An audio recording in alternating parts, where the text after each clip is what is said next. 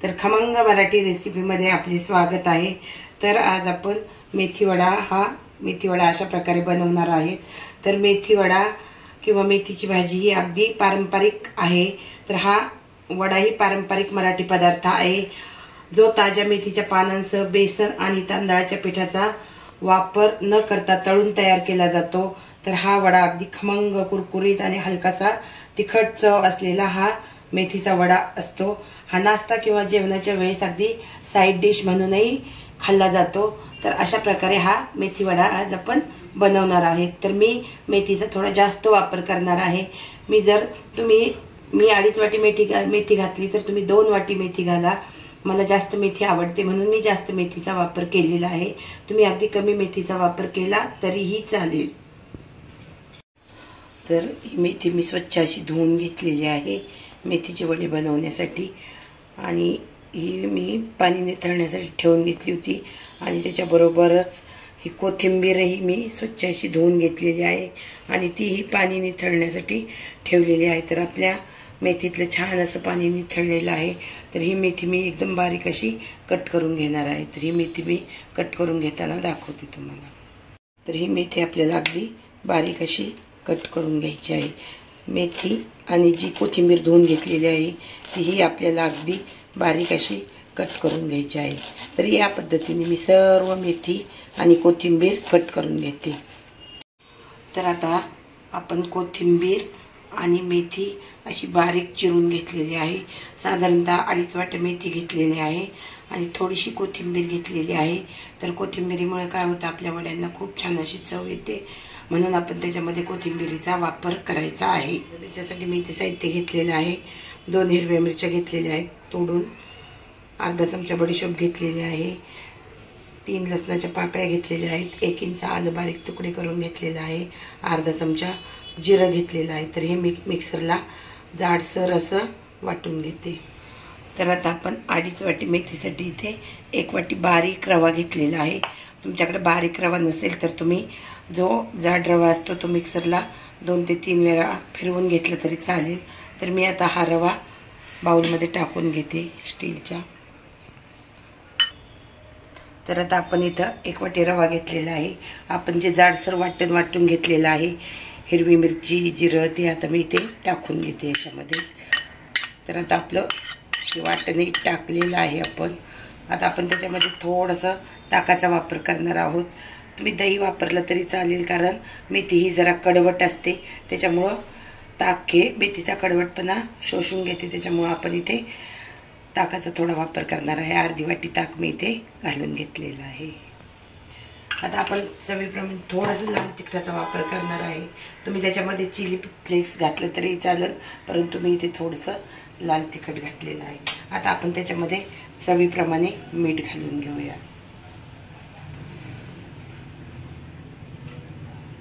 आता आपले मीठही घालून झालेलं आहे। आता आपण व्यवस्थित त्याला मिक्स करून घेऊया पाणी घालून। छान असं आपल्याला हे बॅटर मिक्स करून घ्यायचं आहे व्यवस्थित असं। जास्त पातळही नाही आणि जास्त घट्टही नाही, आपल्याला व्यवस्थित असं छान मिक्स करून घ्यायचं आहे।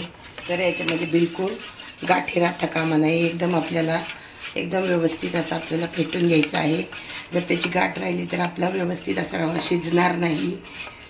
तर आपला व्यवस्थित अशी कन्सिस्टन्सी तयार झालेली आहे। तर मी आता तुम्हाला दाखवते चमच्याच्या साहाय्याने। तर आता तुम्ही पाहू शकता आपलं बॅटर असं झालेलं आहे, एकदम छान असं आपलं बॅटर झालेलं आहे। अशी त्याची कन्सिस्टन्सी छान झालेली आहे, तुम्ही पाहू शकता। तर आता गॅसवर आपण एक कढई ठेवून घेतली आहे। कढईमध्ये अगदी थोडंसं तेल टाकून घेणार आहोत आपण। आता आपलं तेल घालून झालेलं आहे कढईमध्ये। आपण जे बॅटर बनवलेलं आहे रवा आणि जो आपण मसाला बारीक केला होता तो, तर आता आपण ते त्याच्यामध्ये घालून घेणार आहोत। तर आता आपण हे सर्व जे बॅटर बनवलेलं आहे ते आता सर्व याच्यामध्ये घालून घेऊया। तर मंद गॅसवर हे आपल्याला 4 ते 5 मिनिटं छान असं शिजवून घ्यायचं आहे। तर आपलं छान असं मंद गॅसवर हे बॅटर शिजलं जाईल, लगेच घट्टपणा येईल त्याला। 4 ते 5 मिनिटं लागतील तरी आपल्याला साधारणतः त्याचं छान असं आपल्याला घट्ट गोळा बनवून घ्यायचा आहे। याच्यामध्ये एकही गाठ राहता कामा नये। तर आपल्याला याच्यामध्ये बेसनचाही वापर करायचा नाही, तांदळाच्या पिठाचाही वापर करायचा नाही. तर तुम्ही पाहू शकता किती छान आपलं घट्टसर असं मिश्रण तयार झालेलं आहे. तर एका ताटामध्ये काढून घेणार आहोत. तर आता आपण हे मिश्रण सर्व काढून घेऊया. तर आता तुम्ही पाहू शकता आपली या मिश्रणामध्ये एकही गाठ राहिलेली नाही. मिश्रण आपलं अगदी छान असं शिजलेलं आहे. रवा जो वाटून घेतलेला मसाला तर छान असं शिजलेला आहे. तर आपण जी मेथी आणि कोथिंबीर बारीक कट करून घेतलेली होती ती आता आपण त्याच्यामध्ये घालून घेणार आहोत आणि छान असं आपण ते मळून घेणार आहोत. मिश्रण थोडंसं गरम असतं म्हणून मी आता हाताला थोडंसं तेल लावून घेते. तुम्ही थंड झाल्यावरही मिश्रण मळू शकता. तर छान असा मी याचा गोळा तयार करून घेते. तर आपला छान असा गोळा तयार झालेला आहे. तर तुम्ही पाहू शकता आपण आता मी हाताला थोडंसं तेल लावून घेतलेलं आहे आणि आपण त्याचे आता छान असे वडे तयार करून घेऊया. कारण मुलं मेथी खात नाही त्याच्यामुळं काहीतरी करावं लागतं आणि मुलांना मेथी खायला घालावी लागते.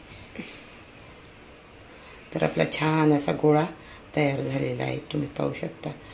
तर आता आपण त्याला असा हलक्या हाताने दाब देणार आहोत आणि बोटाच्या साहाय्याने त्याला वड्याचा आकार देणार आहोत.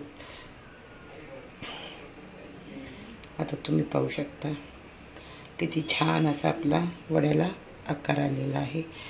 किती छान असा आपला वडा तयार झालेला आहे. तर अशा पद्धतीने मी सर्व वडे तयार करून घेते आणि तुम्हाला दाखवते. तुम्ही पाहू शकता आपले वडे किती छान असे तयार झालेले आहेत. तर एकदम अगदी मेदवड्यासारखा आपण त्याला आकार दिलेला आहे. तुम्ही याला कसाही आकार देऊ शकता. तर मी अगदी मेदवड्यासारखा आकार दिलेला आहे. खूप छान असे वडे झालेले आहेत. तर आता आपण हे वडे तळून घेणार आहोत. तर आता आपण तेल छान असं कडकडीत तापलेलं आहे. तर आपण त्याच्यामध्ये एक एक करून वडा सोडून घेणार आहोत. आता तुम्ही पाहू शकता.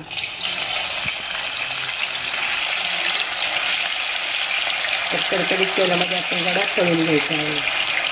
तर आपल्याला अगदी खमंग कुरकुरीत असा वडा तळून घ्यायचा आहे.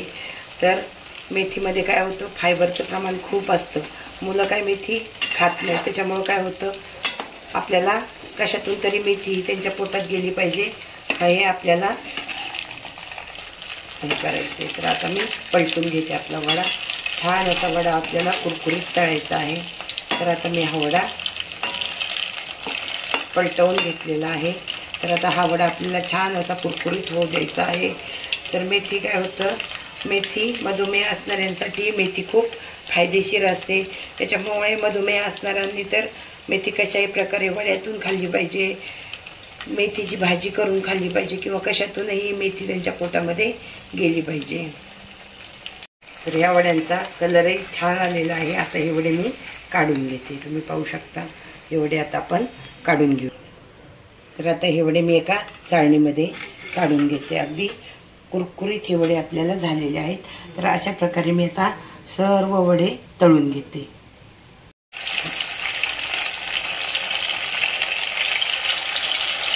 आता आपण दोन दोन वडे तळून घेऊया. तर आपले छान असे मेथीचे वडे तळून झालेले आहेत. तुम्ही पाहू शकता किती छान असे मेथीचे वडे आपले झालेले आहेत.